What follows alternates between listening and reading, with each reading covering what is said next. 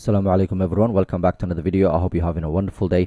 So as you know, the markets have been a bit of a roller coaster over the last few weeks, and I believe this has given us long-term investors a great opportunity to find high quality businesses.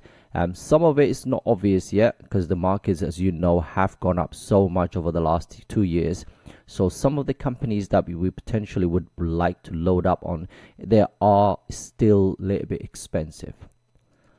But we're starting to see opportunities all around with different sectors and so on. And what I would like to do today is share with you guys 5 companies that are currently trading lower than their fair values based on Morningstar valuation.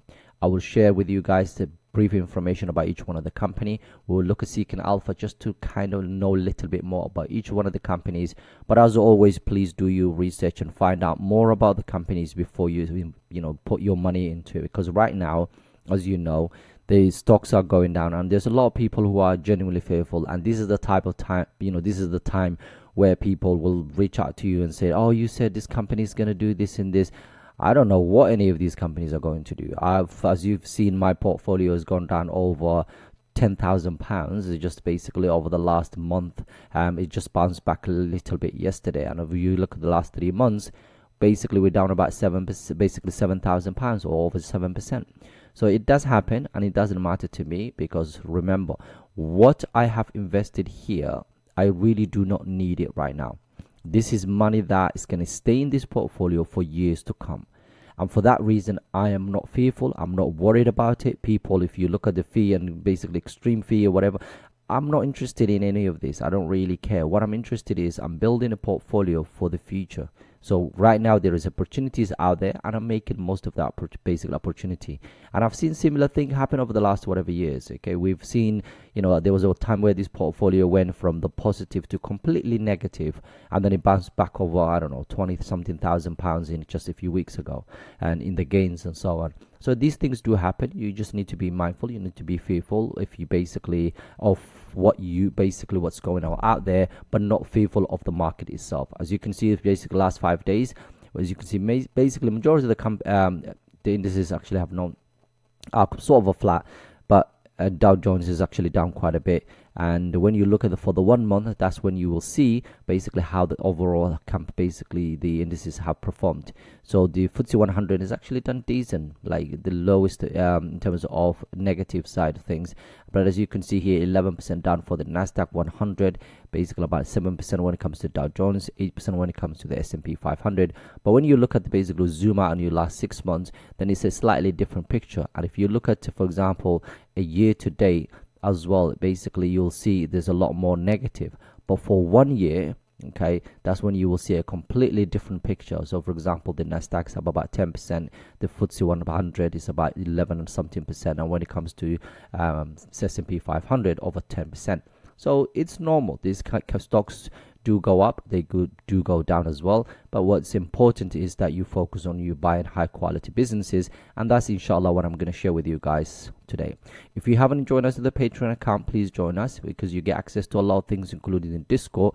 And by the way, I just want to say out loud, I will never ever message you guys to ask you to buy something or to do something. There's people there's scammers within the community, so just be mindful, please. Either it's in the Discord or basically on the comment sections.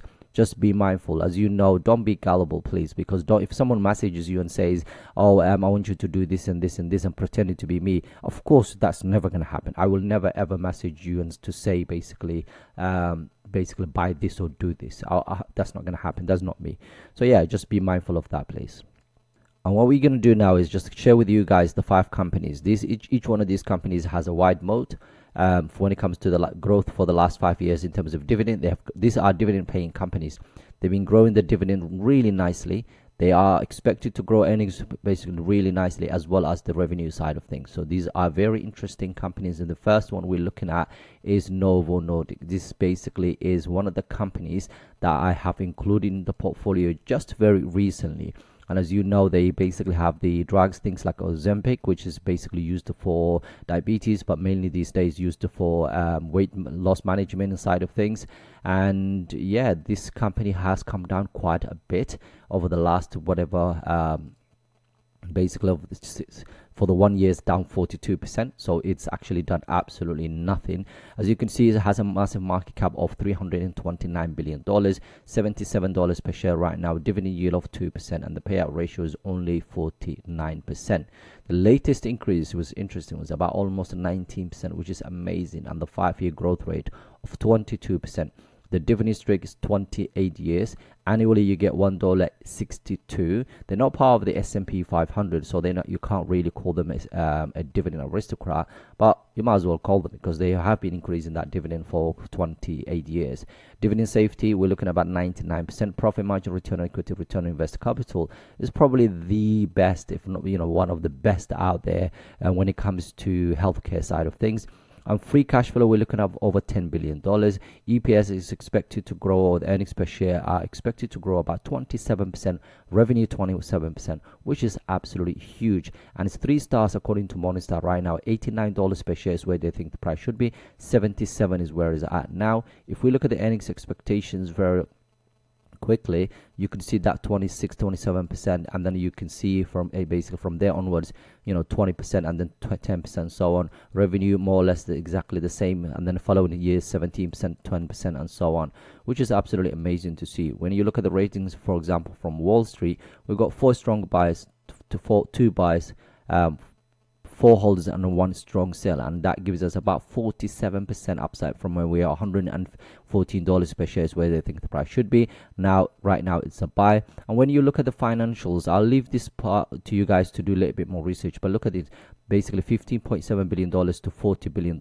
right now, and they are only spending about $6 billion of that 40 basically to make that $40 billion, which is absolutely crazy. So 34 billion market gross profit. That's why when you look at the basic things like the profit margins are quite high for this type of businesses. It's really lovely. I genuinely like the company. I bought more recently, and I will show you exactly how many shares of this company I own towards the end.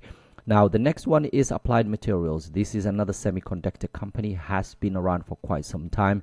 Got beaten up really, really badly. Another one that's down over 22%. A year to date is about 5%. For the last 6 months is down about 17%. Currently has a forward PE less than 10, which is less than 16, which is very interesting. I've not seen this company trade this much for quite some time. In fact, let's just check for the where it used to be. So yeah, there used to be about 19 or so on. Right now it's about 17, the current PE. And as you can see here, the forward PE, if we can find it. Okay, there we go. The forward PE about basically 16 was basically we're looking at. Normally it used to be about 18 or so on for the last average for the last 5 years. So as you can see, it has a market cap of $121 billion. It has a wide moat, $155 per share, 1.2% when it comes to dividend yield. The payout ratio is only 18%. The latest increase was 15%, and the 5-year growth rate was 13%. Another double digit, basically, which is absolutely amazing. Dividend streak, basically about 7 years, $1.84 is what you will get. Dividend safety, 86%. Profit margin about 23%, return on equity 35%, return on invested capital 32%.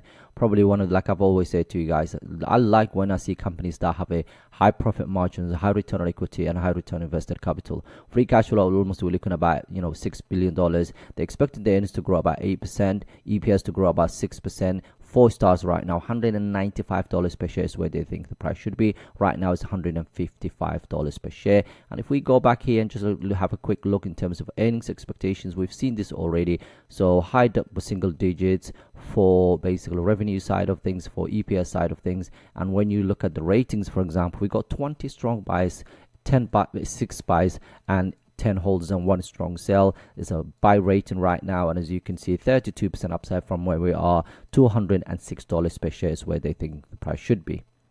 That's another great company. So the next one is SAP. This is I think it's a German company. 308 billion market cap, wide moat. It's a software company, basically. Very I think it's some of their products anyway, very similar to Salesforce. 263 billion market cap, wide moat right now.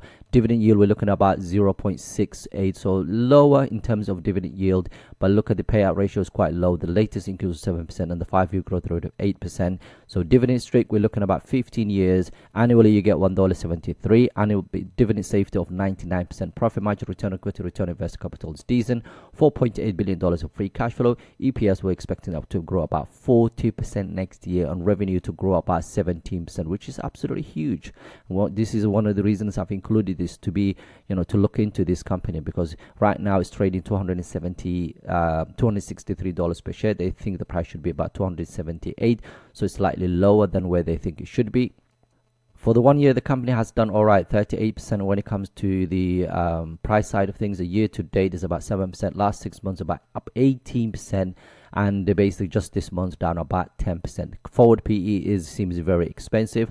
Now, let's have a look at the earnings expectations, which I've just shown you. So that 40% that we've seen, 18% is absolutely huge. But if you just focus on the first three, you can see that 18%, so on, almost 19%, 17% when it comes to revenue side of it for next year, December 2025, and then December 2026 we're expecting about 12%, and December 2027 we're expecting about 13%, and so on.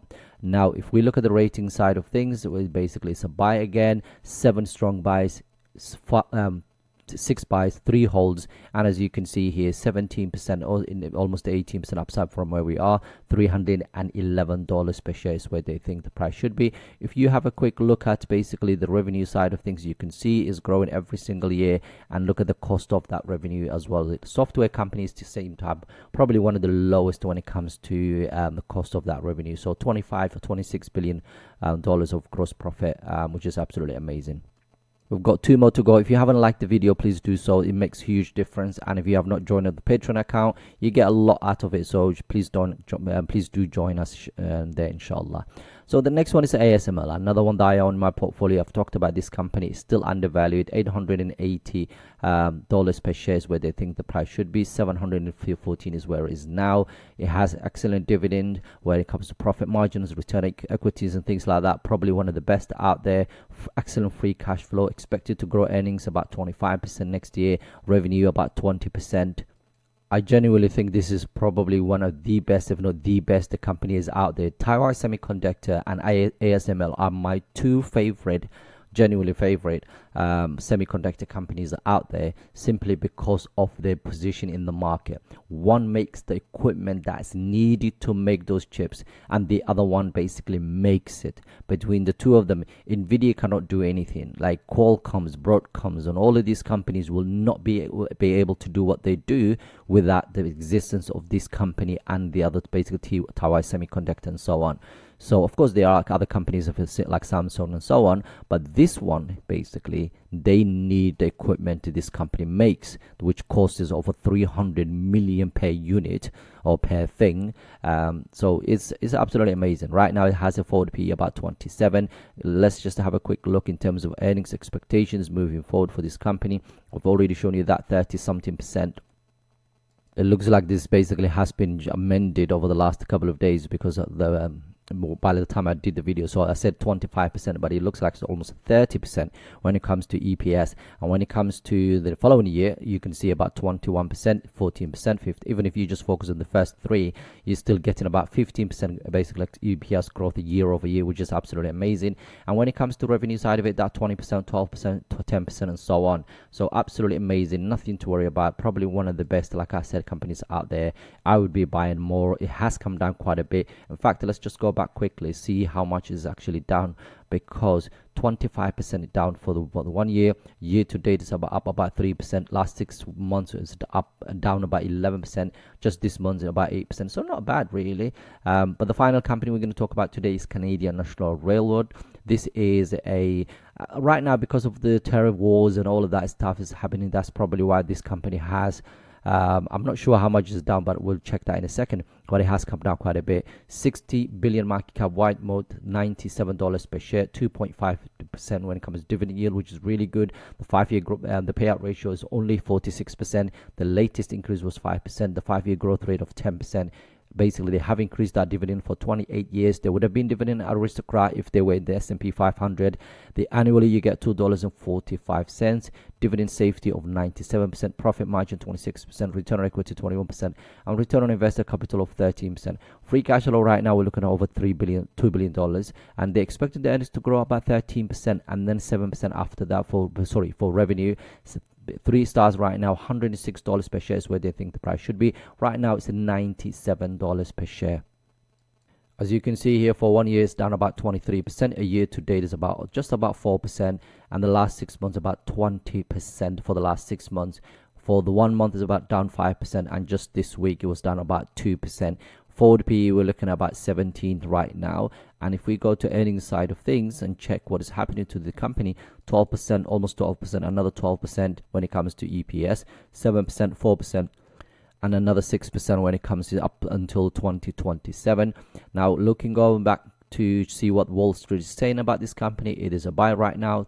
We got 9 strong buys, 8 buys, 14 holds, 1 sell, 1 strong sell, and then we've got almost about 20% upside from where we are. $116 per share is where they think the price should be. Now if you look at the revenue side of things, just to very quickly, you can see about $11.8 billion of basically total revenue. They basically, cost of that is about $5 billion, so gross profit about $6 billion. There's a lot more information. Of course, you need to look at the net income, you need to look at the free cash flows, you need to look at basically debt levels and all of these other things that we normally look at. But yeah, I'm going to stop there basically here. So these are 5 companies. They all seem to be right now below their basically fair valued right now according to their current prices. They all have wide modes. They pay excellent dividends. They have good margins. They've got excellent free cash flows, and they're expected to grow really nicely over the whatever years. So what is basically was holding us as investors to not buy these companies? I don't know. But here, this is basically from Zoya Sharia compliance side of things in terms of using the standards that was set by the scholars, if you like. And as you can see here, there's nothing to worry about any of these companies. Canadian National Railroad is the only one that has a slightly higher interest-bearing debt, but the rest of them are absolutely fine. If you're enjoying this type of content, don't forget to join us to the Patreon account. I'm going to very quickly show you the ones that I own in this portfolio, and the first one that we're looking at is, if I can find it, ASML. There you go. So I own over £8,000 in this company. I'm up just about 5% right now. My actual price, or the average price, is $658 per share, and as you can see, is about 700 something right now. And the other one that I want to show you is this one here, which is basically brand new, about 7.5% down. Just bought it recently. I've got 25 shares of this company already, and basically my average is about $83 per share. The rest of them, I do not own them yet, okay, but it's companies that potentially I will be looking at moving forward, inshallah. If you enjoyed this type of content, don't forget to join us in the Patreon account. Have a wonderful day. Assalamu alaikum.